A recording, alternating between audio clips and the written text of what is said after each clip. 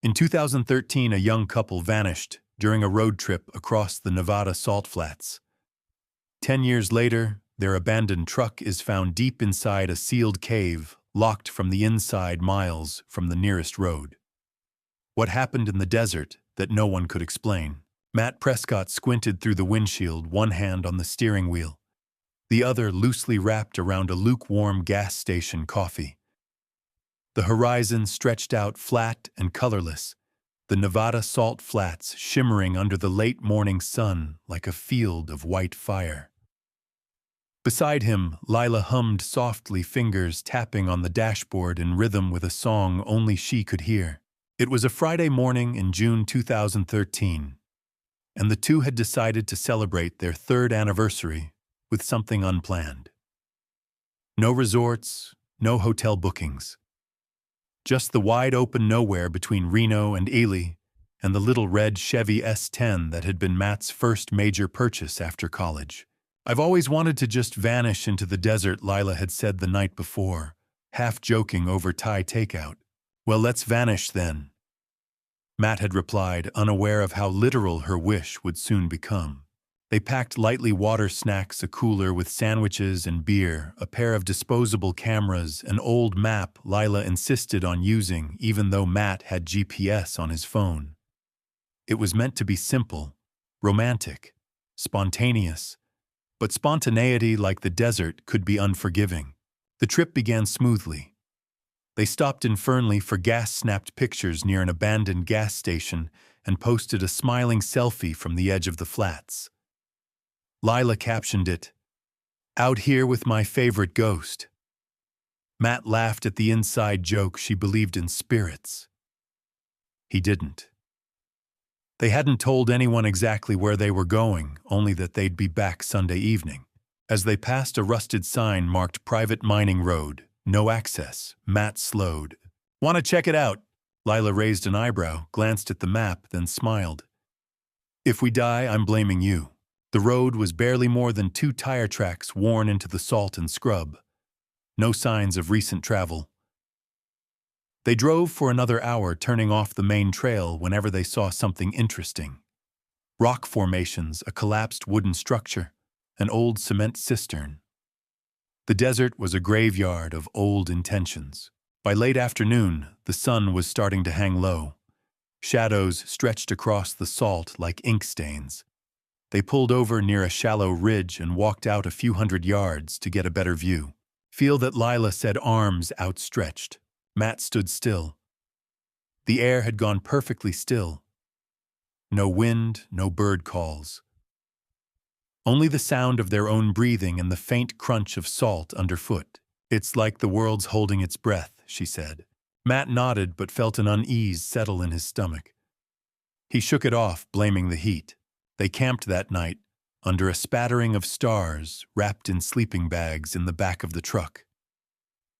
The heater hummed quietly as the temperature dipped into the 40s. Lila drifted off, first her head against his shoulder, but Matt stayed awake, staring at the moonlit ridges in the distance. Once or twice he thought he heard something, rocks clinking, or maybe the wind returning. He told himself it was just the creaking of cooling metal. The next morning, they were gone. No texts, no calls, no social media updates. Lila's mother called, first concerned, then Matt's sister. When neither returned messages by Monday afternoon, the families filed missing persons reports in 2 separate counties. The Chevy's last GPS ping placed them in the middle of the flats, well off any main road. Search crews were dispatched. Helicopters scanned the terrain. Drones flew grid patterns for 3 days. They found tire tracks leading out and looping back again, as if the truck had gone in circles. Then, nothing. The tracks ended abruptly, not near any cliffs, rivers, or ravines. Just ended. A volunteer searcher found their water cooler empty, nearly 8 miles from where the tire tracks disappeared. A week later, a faded Polaroid photo of the couple smiling by a rusted mine shaft was mailed anonymously to Matt's father. It had no return address, The image would become the last known visual of Matt and Lila alive. The police followed every lead. Friends and exes were interviewed. Credit cards showed no further activity. Cameras on nearby highways picked up no trace of their vehicle. Tips came in weekly sightings in Utah, a couple matching their description, begging for gas money in Barstow, an online conspiracy thread claiming they'd joined a desert cult. None of it led anywhere. By the following spring, the case had grown cold. The desert, it seemed, had swallowed them whole. 10 years passed. The flyers faded. Family members stopped granting interviews. The case file grew thick with speculation and thin on evidence. No one expected them to be found not alive, and not all these years later. But in the summer of 2023, a monsoon rolled through central Nevada. Torrential rains battered the flats for 6 hours, triggering a flood that carved through decades of hardened salt and sand. When the skies cleared, a storm chaser hiking near the base of a ridge spotted something unusual. A dark fissure in the rock face, newly exposed, maybe 10 feet high. Curious, he approached, took a few photos. Then something caught his eye. It was red, faded, boxy. He ran. Authorities arrived 2 days later, pushing past the slick rocks and salty debris. They brought flashlights, forensic kits, and a sense of dread. Inside the cave, buried behind a veil of dried mud and limestone dust, was a red Chevy S10. It was locked. The tires were full, the body intact. A thin coat of white dust covered the windshield. Inside, the keys were still in the ignition. No sign of Matt or Lila, just silence. Deputy Carla Bowers adjusted her flashlight as she stepped over the threshold of the cave. The beam flickered against the tight walls, casting shadows that seemed to flinch and crawl along the jagged stone. She was the first to enter after the initial recon, flanked by 2 search and rescue officers and a forensic tech. The scent hit her fast, dry, metallic, not quite decay, not quite clean. Her boots crunched over salt-stained dirt. "There," said one of the techs, pointing ahead. The truck sat 20 feet inside the cave, its rear bumper pressed against the rocky wall like it had been parked in a garage. The red paint was dulled rust creeping along the edges. A thick crust of calcified dust coated the windows, but the shape was unmistakable, a 2004 Chevy S10. Carla circled it slowly, heart thumping in her ears. She pressed her palm against the side, then leaned in to peer through the driver's side window. Inside, she saw a water bottle still in the cup holder, a sun-bleached baseball cap on the dashboard, an empty snack wrapper. Everything looked recent, like someone had just stepped out. She tried the driver's side door. Locked. The back was too. "The keys are inside," said the tech, nodding toward the ignition. They debated breaking the window, but a thin layer of grime suggested it would shatter into contaminated pieces. Instead, they jimmied the lock using a forensic tool designed for minimal disturbance. The latch clicked, and the door creaked open with eerie slowness. Carla leaned in. There were no signs of struggle, no blood, no bones. But everything was still there. 2 sleeping bags, a cooler, a mostly decomposed notebook under the seat. She opened the glove box. Inside were 2 Nevada state maps, an unopened envelope labeled "For Mom," and an expired registration, Matthew Prescott. "I want a perimeter set up outside the cave," she said. "Nobody in or out until we document every inch." It wasn't just the presence of the truck that unnerved her. It was its impossible condition. After a decade exposed to desert extremes, the rubber on the tires should have cracked. Fluids should have evaporated or leaked. Critters should have made homes in the upholstery. But the vehicle looked sealed, preserved, as if it had been parked there just yesterday. Outside, a crowd of emergency vehicles blinked in the midday sun. The sheriff arrived in a haze of dust, sunglasses pushed up onto his head. "Anything? Truck's intact." No sign of the couple. 10 years, he muttered. And it was right here the whole damn time. Maybe not, Carla said. You'll want to see this. Back inside, the forensic team dusted for prints. The driver's seat showed clear smudges consistent with recent handling. Same with the steering wheel. But a secondary set of prints, smaller, narrow-fingered, showed up on the interior passenger window. They don't match Matt or Lila, one tech said. You ran them already. Ran them against the original case file in Federal DB. Nothing. Unidentified. Carla stared into the darkness beyond the truck. The cave seemed to narrow into a passage barely big enough for a person to crawl through. She made a note to request geological surveys and old mine maps.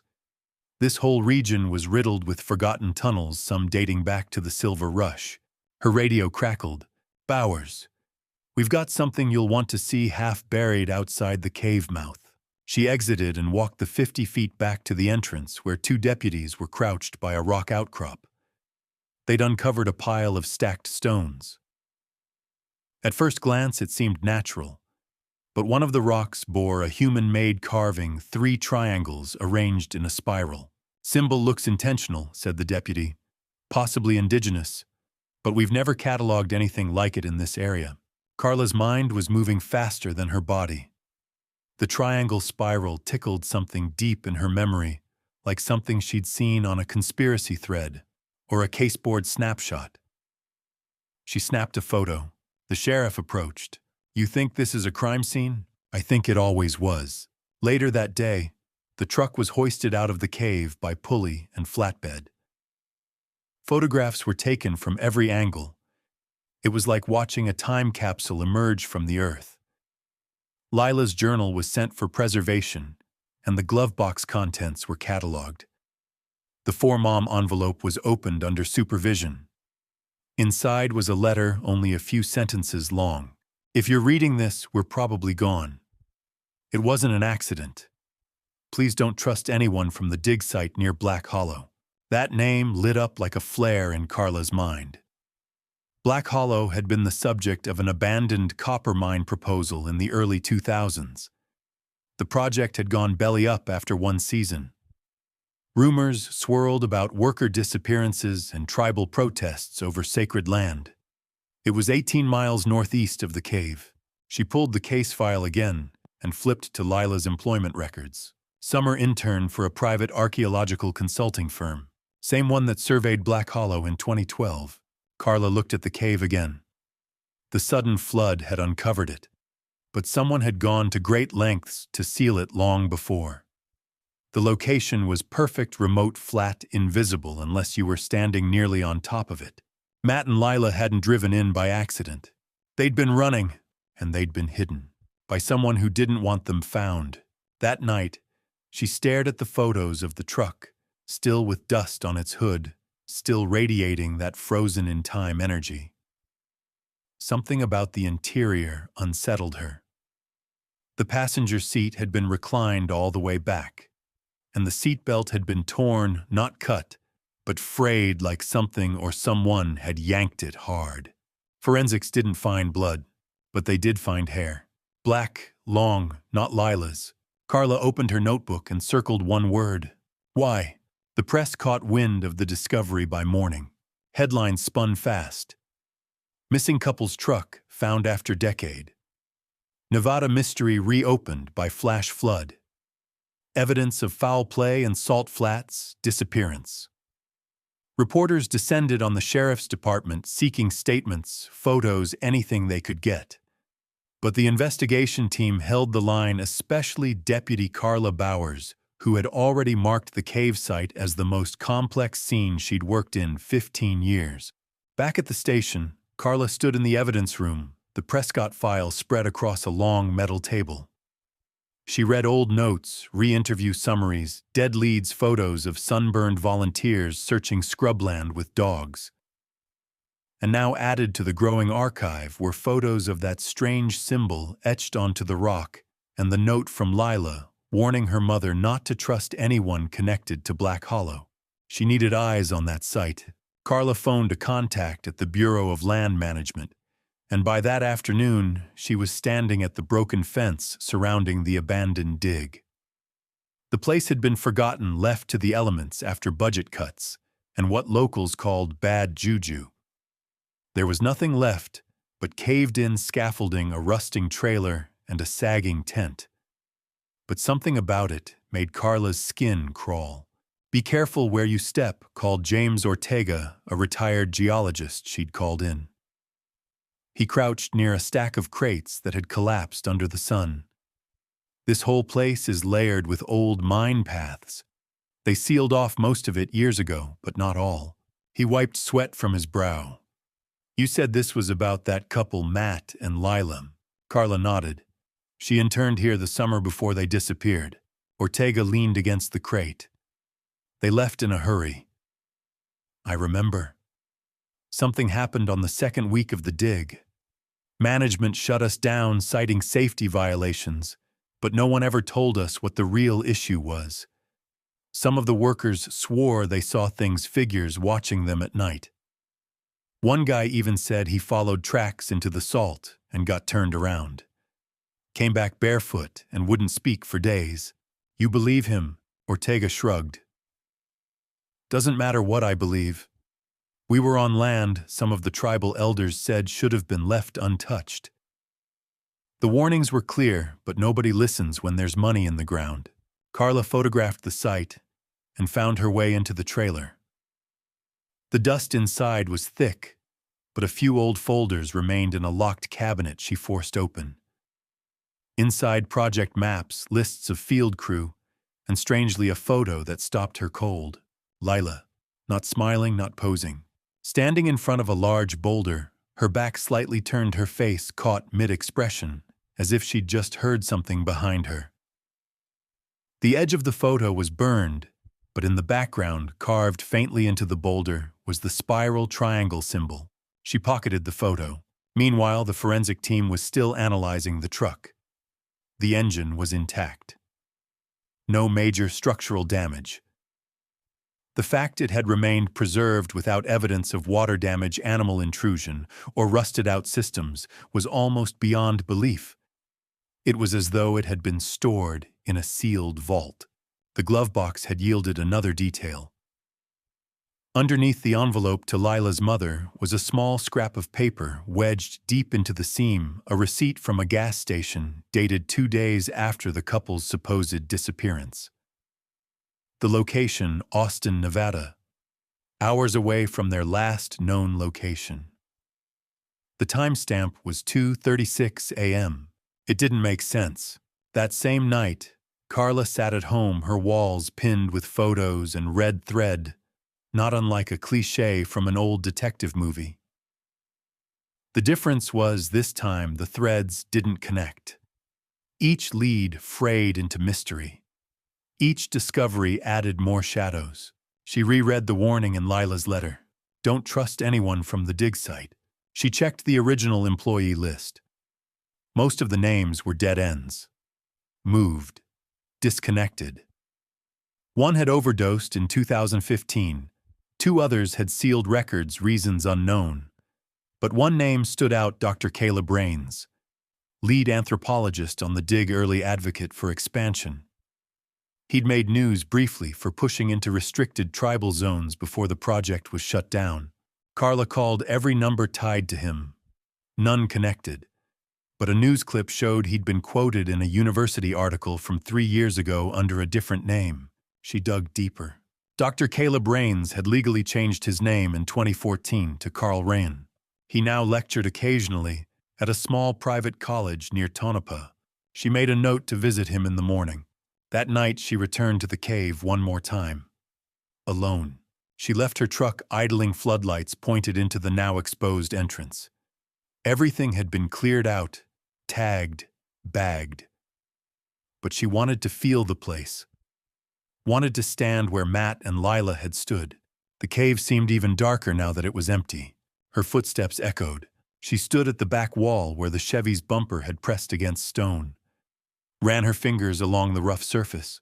There, etched faintly into the wall behind where the truck had sat, was another symbol. The spiral triangle again. And something else.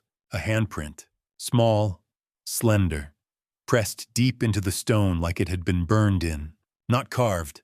Burned. Carla stepped back, chilled despite the summer heat outside. Then she heard something behind her. A shuffle. She turned, flashlight sweeping. Nothing, only the sound of her own breath. She backed toward the entrance, hand on her holstered weapon, unsure if she had truly heard it, or if the cave had started whispering. The following morning, the desert sun hit Tonopah like a furnace.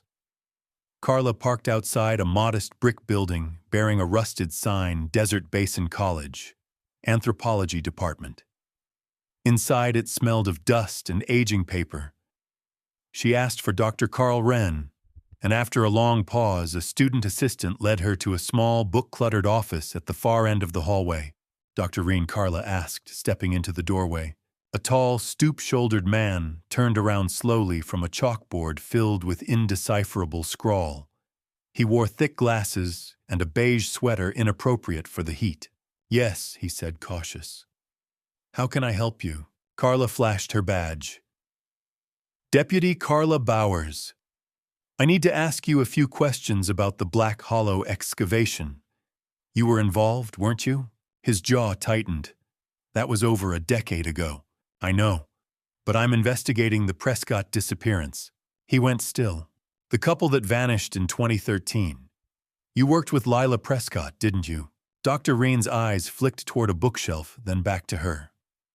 "Briefly. She was bright, thoughtful, but she left before the dig shut down." "Did she tell you why?" "No. Many interns didn't return after the second week. It was a chaotic project. Poor funding. A lot of interference. From whom?" He hesitated, then sighed and sat down. "There was tension with the local Shoshone Council. They claimed we were disturbing a burial zone, which if true would have made the entire dig illegal. But the signs, those spiral symbols we kept uncovering, they weren't any kind of native iconography I recognized. Not in that pattern." He paused, fingers steepled. "I started to believe it wasn't indigenous at all." "Then what was it?" Dr. Wren didn't answer immediately. He turned and pulled a folder from a shelf, thumbing through until he found a photo. He handed it to her. It showed a spiral triangle carved into stone identical to the one at the cave. Below it, faint letters were scrawled in red ink, Key of Salt. I found several of these. Not just carvings etched onto bones, even wood. Some pieces seemed too well preserved, as if they hadn't aged at all. Like the Prescott truck. Dr. Wren didn't flinch. "I saw the news." Carla leaned forward. "Do you know something you haven't told police?" "I tried once," he said, voice low. "When the dig was shut down, I filed a full report with BLM and the Nevada Historical Preservation Office. My findings vanished. I was advised to move on. A week later, someone broke into my home and stole my field notes. I got the message." Carla studied his expression. There was fear in it, genuine, embedded deep. "Do you think Matt and Lila discovered something at the site?" He looked down. "I think they were shown something." Back in her car, Carla placed the photo of the symbol next to the one she had taken at the cave. Identical. She drove northeast, out past the old dig site, and toward the dry basin marked on Lila's notebook map, an area the original search teams had overlooked, thinking it impassable by vehicle. Carla pushed her SUV to its limits over broken rock and bleached earth. Near sunset, she arrived at what looked like an ancient mine shaft, half swallowed by salt and time. The air smelled like copper and mildew. Descending on foot with a flashlight, she reached a narrow chamber lined with shale and crusted minerals. The walls bore dozens of the same spiral symbol, scratched, carved, painted. Some were ancient. Others looked fresh. She turned to leave and caught something out of the corner of her eye. A figure, tall, thin, unmoving. At the tunnel's mouth, outlined by the dusk light behind it.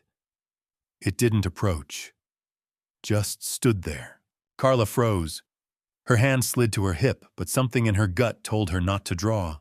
She blinked. The figure was gone. No footsteps, no sound. She scrambled up and out, chest heaving, and drove straight back to the station. As night fell, she uploaded her photos and cross-referenced the spiral triangle again. One old record popped up buried deep in archived state files. A 1949 incident report from Nye County. 2 surveyors went missing near the Harkin Ridge Basin. One returned 3 days later, speaking in tongues, holding a rock carved with a triangle spiral. He later died in a mental institution. The carving was confiscated. No cause of death determined. Same symbol, same region, same silence. The following day, the lab results from the truck's hair sample arrived. The DNA profile didn't match any known person in CODIS, FBI, or local records. But the report added something strange. Mitochondrial DNA suggests archaic origin. Markers found are statistically consistent with remains dated to 5,000+ years ago. Carla reread the report 3 times. Impossible. Hair couldn't survive that long. Not unless perfectly preserved. Like the truck, she went back to the evidence locker, pulled Lila's notebook from its sealed bag. Most pages were lists, sketches, musings. But one dated a day before their disappearance chilled her. We are not alone out here. Something followed us from the site. Matt says he saw it last night standing outside the truck. No footprints, no sound, just eyes. Watching. The entry ended with a question. Is it real? Or did we uncover something meant to stay buried? Carla closed the notebook and sat back. Something was watching them, and maybe it still was. The cave was officially sealed again the following week, this time, with a steel-reinforced gate bolted into the rock and monitored by remote cameras. But that didn't stop the speculation from spreading like wildfire. Message boards lit up with theories. Videos of the site leaked. Lila's journal pages, some blurred and selectively cropped, surfaced on dark web conspiracy forums. People spoke in hushed tones about the Watchers in the Salt and a Key of Salt cult rooted in ancient desert myths. Carla hated the noise. She needed facts. She returned to the truck, now housed in a private evidence bay under controlled temperature and humidity. Every surface had been photographed, dusted, scanned, and still new details emerged. The forensic team had reassembled a partial footprint from dried mud on the passenger floor. Not a boot. Not even a shoe. Barefoot, the print was unusually long, narrow, almost elongated. The arch was higher than a human's, the toe separation slightly irregular. Forensics couldn't explain it. Carla stared at the print and remembered the figure in the mine, the way it had stood motionless, somehow distant and close at once. She turned her attention to the back of the truck cab. Behind the bench seat jammed against the rear wall, she found a folded canvas bag that had been missed during initial sweeps. Inside, 2 disposable cameras, unprocessed. Matt and Lila had been using them for snapshots during their trip, and now they held what might be the last glimpses of their lives. The film was rushed to a lab specializing in degraded negatives. The next day, Carla sat in the darkened viewing room as the images came up one by one. The first few were typical sunrises over the flats, Lila posing beside Matt, in front of a rusted signpost, candid shots of scrub brush and animal bones. Then came a series of images taken near what appeared to be a sinkhole rimmed with ancient stone. The 5th image hit her hard, a shadow in the frame, behind Matt. Not Lila, something tall. Too tall. Thin, almost emaciated, its form partially blurred as if in motion or resisting the camera. It had no clear face, no eyes she could see, but it was watching him. The photos after that were distorted, washed out by light streaks overexposed or filled with static noise, as if the camera had been damaged. The final frame was completely black. Carla sat back, breath shallow. She forwarded the images to 2 experts, one in digital forensics, another in visual anomalies. Both came back with similar responses. No known camera failure could explain the pattern. It was as if something had interfered with the film itself at a molecular level. Meanwhile, An anthropologist from the University of Nevada, Dr. Soraya Krim, contacted her. She had seen the news and asked to review the triangle spiral carvings. Carla agreed. When Soraya visited the station, she brought a worn journal from 1921. Its author, a prospector named Ellis Harrow, who claimed to have explored burial hollows beneath the salt crust and found stone markers etched with a symbol he called the salt key. Soraya flipped to the relevant passage. Beneath the third marker we found stairs carved into saltstone. Henry said he heard whispers. I believe him. There is something alive down there, watching. Not spirits, not men. We left offerings and sealed it again. Some things are not meant to be mined. She closed the book. There are stories among the local Paiute tribes, she said, of guardians beneath the land. Not evil, not in the way we understand it, but other. They protect places of power, of memory. Memory, Carla asked. Places the earth itself remembers. Pain, death secrets. These guardians aren't alive in the biological sense. More like echoes that gained form. Carla was silent. Soraya leaned forward. If Matt and Lila disturbed one of these places, if they saw something they weren't meant to, then what followed them may not have been trying to kill them. Then what was it doing, Carla asked. Watching, waiting, ensuring they didn't take anything out. That night, Carla went over the images again. Paused at the one with the tall shadow. She noticed something she hadn't before. In the corner of the frame, barely visible, scratched into the stone behind Matt, was the spiral triangle. It had been everywhere they went. The next morning, she returned to the lab for a final report on the Chevy's fluids. The samples had been stable normal, except one. The radiator water had been replaced, not with coolant, with salt water, highly saline, nearly as dense as brine pulled from a prehistoric ocean basin. There was no biological explanation for how that water had remained unevaporated for 10 years. But the most disturbing part, in the sample under microscopic analysis, the tech had found crystalline particulate structures forming spirals. They weren't salt, they were something else. Something no known element could explain. Carla drove out that afternoon, not to the cave or Black Hollow, but to the remote sinkhole she'd spotted in the film photos. Using the GPS coordinates derived from the background topography, she followed a meandering trail into the salt pan where wind had swept dunes across crumbling stones. And there it was. A depression in the earth, 20 feet wide, shallow now, but unmistakably artificial. Carved into the rim, faint with erosion, was the spiral triangle. Carla walked the rim slowly. Her radio lost signal halfway around. She checked her phone. No bars. The wind stopped. Everything went utterly still. She looked up, and across the salt pan, maybe 100 yards away, was a figure. Thin, watching. It didn't move. It didn't need to. Carla turned and walked back to her vehicle, never looking back. That night, she filed a request for federal oversight, asking for the site to be reclassified as protected land and sealed permanently.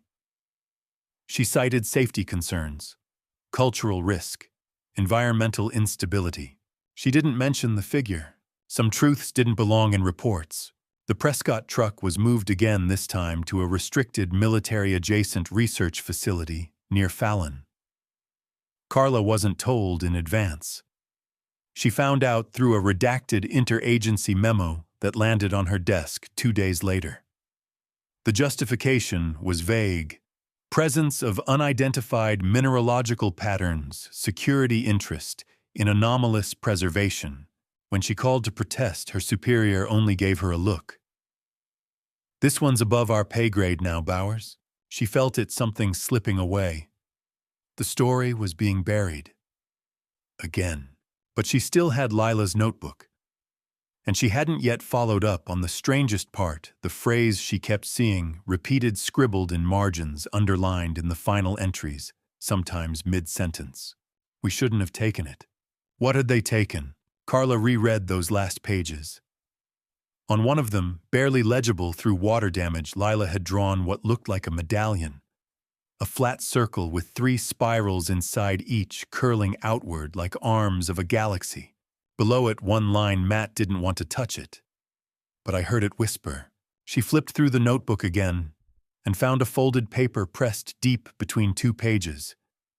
It was an old topographical map with a point circled in pencil west of Black Hollow, near a cluster of hills known locally as the Cradle. It was remote even by desert standards. That night, Carla drove out alone. She didn't tell anyone. The route was brutal, sand-washed trails, rock-choked canyons. The heat clung to the truck like wet cotton. When she finally reached the coordinates, she was at the base of a rocky outcrop resembling a sunken amphitheater. In the center, a shallow stone basin, natural or carved, she couldn't tell. Bones surrounded it, coyote, deer, maybe even cow. But not fresh. She knelt beside the basin. The ground was unusually smooth, and there, half buried in dust and sand, was something metallic. Her heart thudded. She brushed it clean. It was the object from Lila's sketch, the medallion. Cool to the touch, though the stone around it was blistering hot. She lifted it slowly. It had weight, but not like metal. Something denser, older, more absolute. A hum began in her ears. At first she thought it was the wind. Then it grew louder. Not noise pressure, a presence. She staggered back, medallion clutched in her palm. The sky above seemed to shimmer slightly like oil on water. The outcrop's shadows stretched longer than they should. She shoved the medallion into her jacket pocket, backed away, and drove straight back to town. That night she dreamed of salt, endless, featureless white, and something beneath it pulsing slowly, waiting. When she awoke, her hands were crusted with salt, fine, clinging powder. She hadn't touched anything like that since the cave. She took the medallion to Dr. Soraya Krim, who examined it under a scanning electron microscope. "It's not metal," she said. "Not in any traditional sense. The structure is crystalline, self-repairing, reactive. It mimics molecular patterns nearby. Watch this." She touched it with the tip of a pen. The medallion's edge shimmered and mirrored the texture of the pen's plastic. When she withdrew it, the medallion slowly returned to its original smoothness. "Whatever this is," Soraya whispered, "it's not from this time. Maybe not even this world." Carla didn't speak. She was remembering Lila's words. "We shouldn't have taken it." The door to Soraya's lab slammed shut without warning. Both women jumped. No wind, no breeze. They looked at each other. "Time to go," Carla said. She wrapped the medallion in lead foil and stored it in a lockbox in her apartment. Then she sat on the couch, staring at the walls, wondering what Matt and Lila must have felt in their final days. Not fear, not at first. Awe, curiosity. That creeping sense that they'd pulled the wrong thread in the wrong place, and the whole fabric of reality had started to unravel. The next day, she returned to the site in daylight, accompanied by a small survey team. The stone basin was gone. Not filled in, gone. As if it had never been there. The bones were gone too. All that remained was a faint spiral etched into the dirt. She took photos, samples. One technician reported finding his GPS malfunctioning inside the basin's former location, jumping coordinates, losing time. Another's watch ran backward for 10 seconds. Carla called off the expedition early. When she returned to her apartment, the lockbox was gone. No signs of forced entry. Nothing else missing. Just the box and the medallion. She reported it, but the case went nowhere. There were no prints, no security footage. No one had seen anyone enter or leave the building. That night, a new page appeared in Lila's notebook. She was sure of it. She had read the journal dozens of times. Photographed every page. This one hadn't been there. It was blank except for one line. "It is not an artifact. It is an invitation." Carla slammed the notebook shut and left her apartment. She spent the next 3 days sleeping in the station's locker room. She didn't go home. She didn't sleep well. And every time she closed her eyes, she heard a voice like cracking ice whispering, "You brought it out. You let it see." Her phone rang once at 3:12 a.m. on the third night. The number was unlisted. When she answered, there was only the sound of wind, and beneath it, breathing. Carla stopped answering unknown calls. She changed the locks on her apartment. Twice. Installed cameras, motion sensors, slept with a service weapon within arm's reach. But it didn't change what she was feeling, a pressure growing behind her eyes, a sense that something was watching, not from the shadows, but through them. Then the photos started arriving. No sender, no postage. Just manila envelopes left under her windshield or at her doorstep. The first photo was grainy night vision green and showed her SUV parked outside the Fallon research facility where the Prescott truck was being held. In the background, a figure, again tall, barely visible. The same proportions as the one in the sinkhole, the one in the photo behind Matt. The second image was worse. It showed Carla asleep, in her apartment. The angle was from inside the room. She stopped going home altogether after that. She brought the photos to the station's forensics lab. No prints. The paper stock wasn't standard fibers, suggested a cellulose material more common in pre-1980s manufacturing.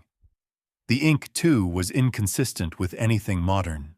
Carla stared at the photo of herself sleeping. The timestamp printed faintly in the corner was accurate. It had been taken just 3 nights ago. Someone or something was in her home while she slept. But how? Carla turned to the one place that still felt like it had answers, Lila's journal. She scanned the back pages again and found something she'd previously ignored, likely because it was so cryptic. There's a third voice now. Not Matt's, not mine. It speaks in the salt. It dreams through us. It needs eyes to remember. Carla had assumed it was metaphor. She wasn't so sure anymore. At Soraya Krim's lab, they conducted an experiment. Soraya took an audio recorder and played various frequencies near the pages of the journal and the lead-lined box in which the medallion had briefly been stored. Between 17 Hz and 19 Hz frequencies, just on the edge of human hearing, the recorder picked up static. Then a low hum. Then clicks. Rhythmic, almost like language. Soraya looked pale. "I think it's communicating," she said. With who, Carla asked. "Whoever listens." Later that day, Carla returned to the cave, alone again. She wasn't sure what she was looking for anymore. The site was cordoned off, still locked by steel bolts. But she had the keys. She descended with care, flashlight low and cautious. It was colder inside than before. She walked to the back wall where the truck had sat. She placed her hand on the carved spiral triangle. It felt warm. As she stood there, she heard it again. Whispers. But this time, clear. A voice. Thin, almost childlike. "Why did you take it?" Carla turned, heart pounding. No one was there. She backed toward the entrance and froze. The cave behind her no longer looked like the cave. The entrance had disappeared. The stone had shifted, sealing her in. At least that's what her eyes told her. She took a step forward. The cave unfolded. Suddenly, impossibly, the space stretched outward, like a corridor carved in salt. The walls pulsed faintly. Spiral triangles marked every surface, and in the center of the hall a figure, tall, featureless. Its face like polished obsidian absorbing light. It didn't move. Carla could feel its voice rather than hear it. "You were not invited."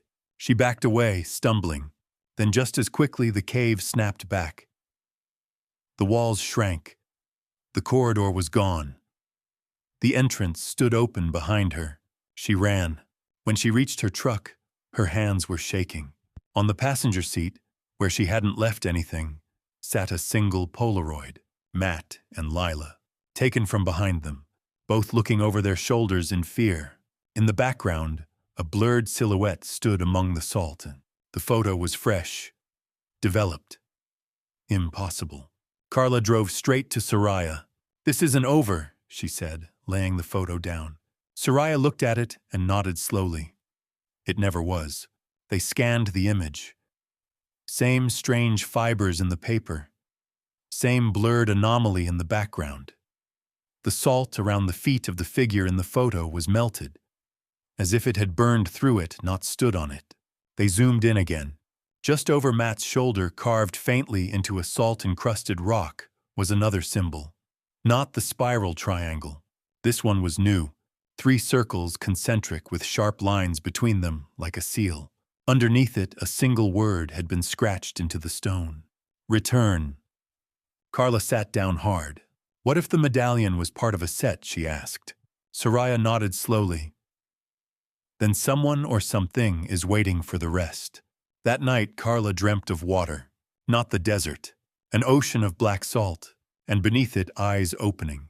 Not thousands. Millions. Watching. Always watching. 2 weeks passed with no further photographs, no mysterious phone calls, no signs of intrusions. But the quiet felt less like peace, and more like a breath held just before a scream. Carla spent her nights camped out in a remote field office, lights always on a pistol, always within reach. She no longer bothered filing official reports. Those had begun disappearing, altered in digital archives, or flagged by unknown administrators.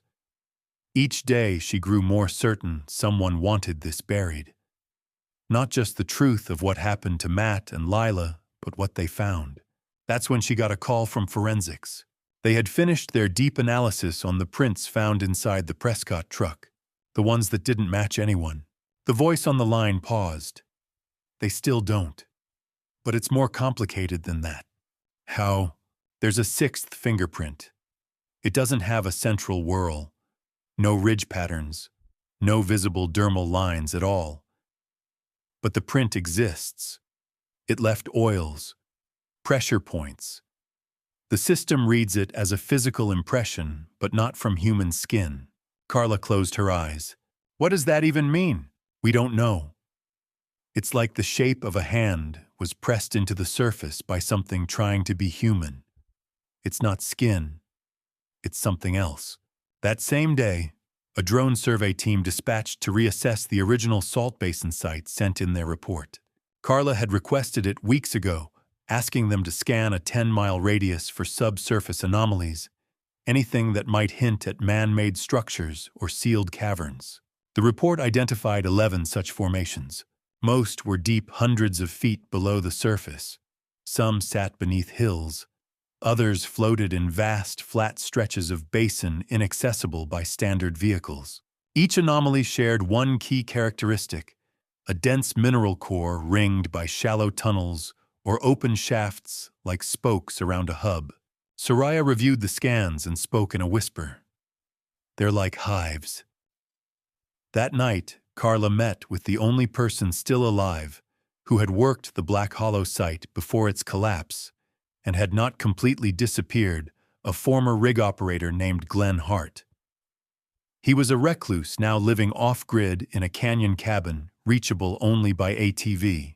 He greeted her with a shotgun in one hand and whiskey in the other. Didn't think anyone would come looking for the hollow again, he said, letting her inside. I'm not asking about the dig, Carla said. I'm asking about what you found. Hart poured 2 drinks, hands trembling slightly. We weren't supposed to open Shaft 9. That's where it started. He lit a cigarette with shaking fingers. There were these formations down there, salt caves, but polished smooth like glass. Like something lived in them. We found symbols, triangles, spirals, whole walls of them. Then we heard the whispers. Carla leaned forward. What kind of whispers? Not words, he said. More like remembering. Like it was remembering us while we were there. What did you do? He took a long drink. We ran. But not all of us made it. One guy, Mendez, he stayed. Said he saw someone standing in the wall. In it, not behind it. And then, Hart shook his head. They told us the site was toxic. Government swept in. Hazmat suits, trucks. We never got our final paychecks. I figured they were covering something ancient, sacred. But now, he pulled something from a drawer, a scrap of cloth wrapped tightly. Inside was another medallion.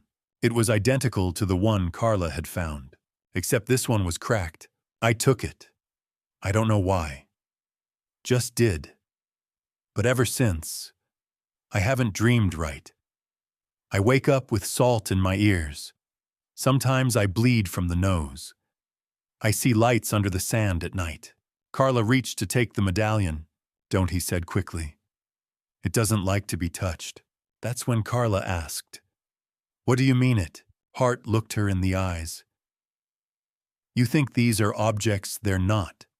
They're pieces, parts of a whole. Something buried under the basin.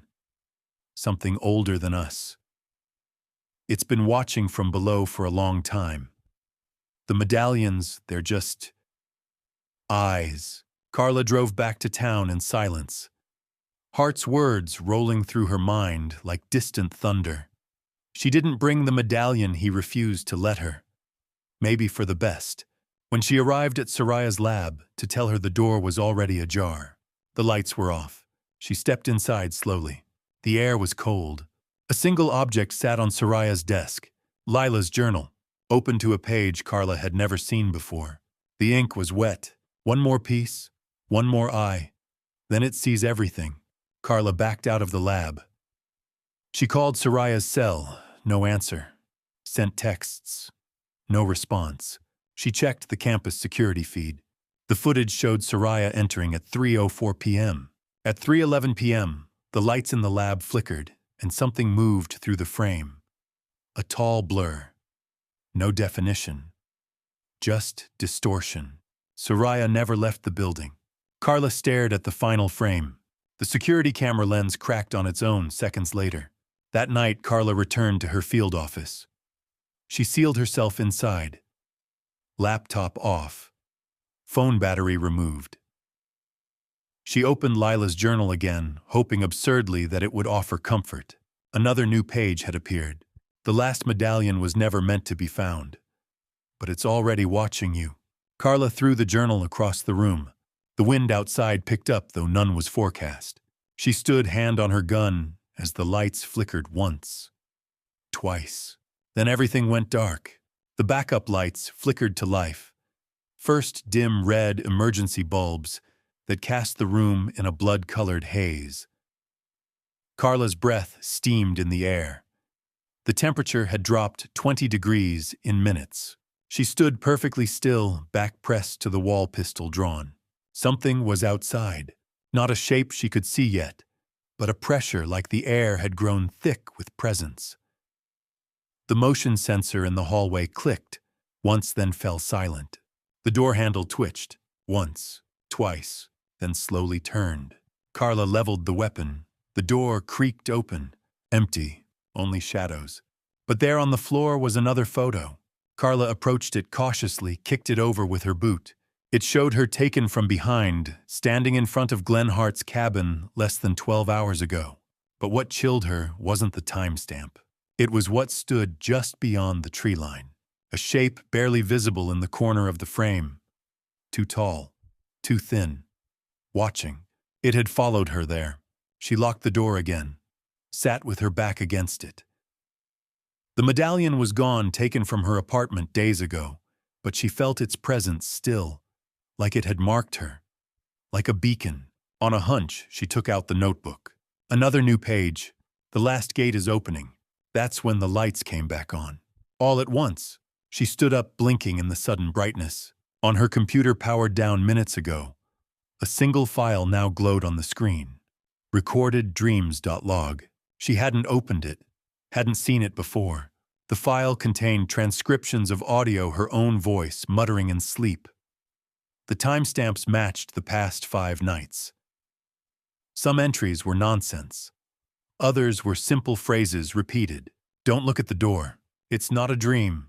They're awake again. One entry stood out. Timestamp 2:13 a.m. 2 nights ago.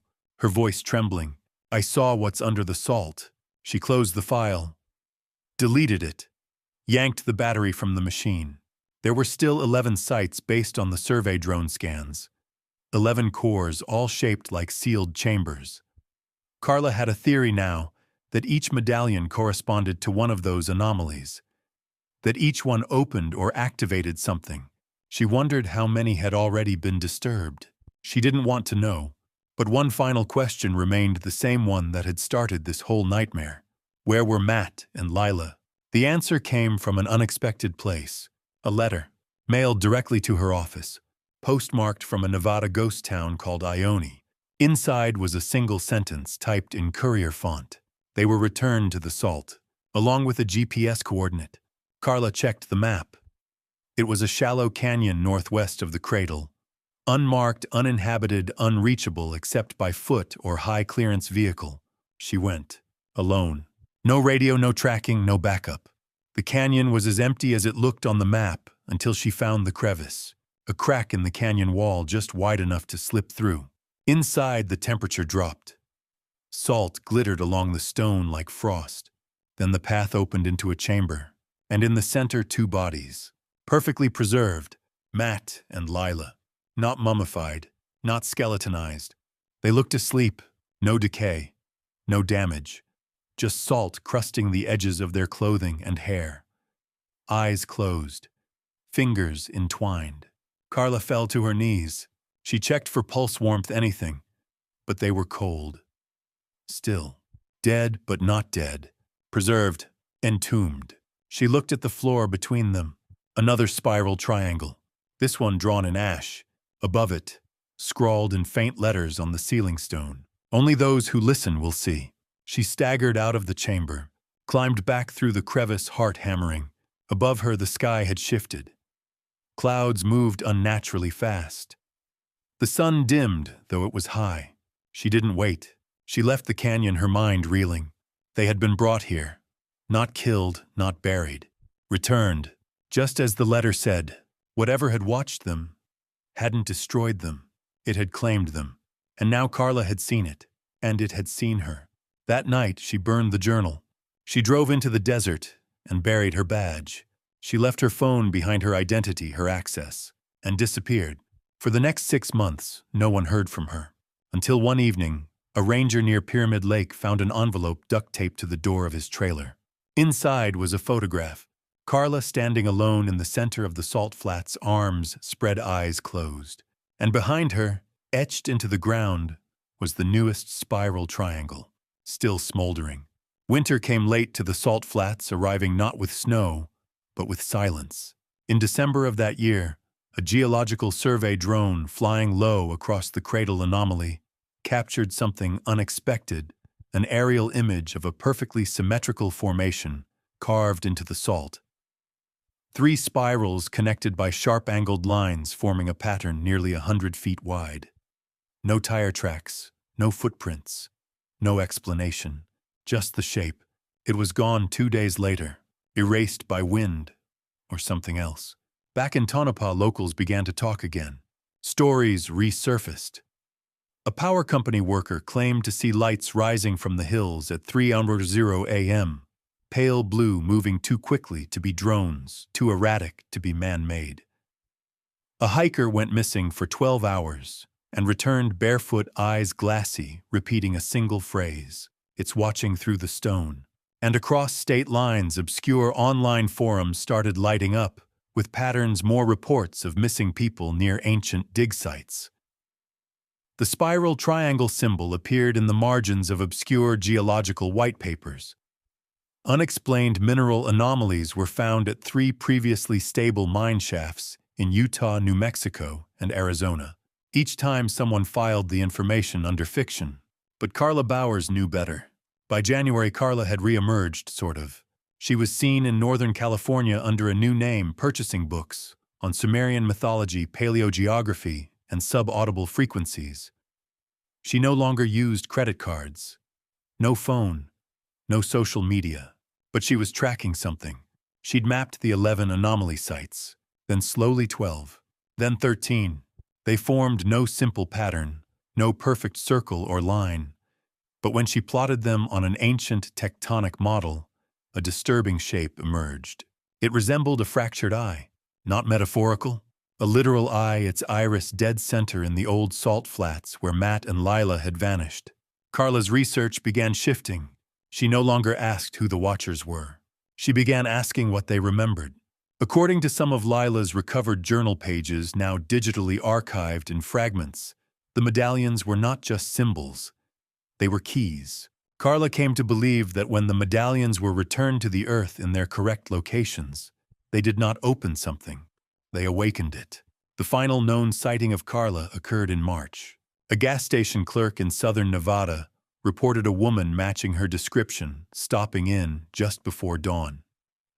She was disheveled, salt-streaked, and quiet. She paid in cash, bought only water and matches. When asked if she was traveling alone, she smiled and said, "Not anymore." She left behind a napkin with a spiral triangle drawn on it, this one with a vertical line bisecting it. It was the first variation of the symbol ever recorded. The same afternoon, an earthquake was detected near the cradle. 3.2 on the Richter scale. No damage. But a military satellite later confirmed a heat bloom at the epicenter. Brief, intense, like an underground engine had flared and gone dark again. 6 months later, the Prescott case file was officially closed. Cause of death inconclusive. Remains preserved. Vehicle unrecovered classified. Final report buried under multiple jurisdictional overlays. FBI and Department of Energy notes sealed indefinitely. The cave entrance was resealed with concrete and steel, but every few months, someone noticed the bolts rusted through. The spiral triangle would reappear nearby, etched lightly into the dust. The phenomenon now had a nickname among a small group of fringe researchers, the salt memory. Then came the final transmission. A ham radio operator in Utah recorded a burst signal on an unused band, 3.15 mm. It repeated once, a woman's voice, crackling, barely audible. He was right. They don't want worship. They want witnesses. They remember the first son. We are salt in their wound. Then silence, and then slowly a tone. A low, unending hum that some say still plays faintly on that frequency. And deep beneath the Nevada salt, where the wind never touches, something waits. It does not sleep. It does not dream, because it remembers everything, and it is opening its eyes.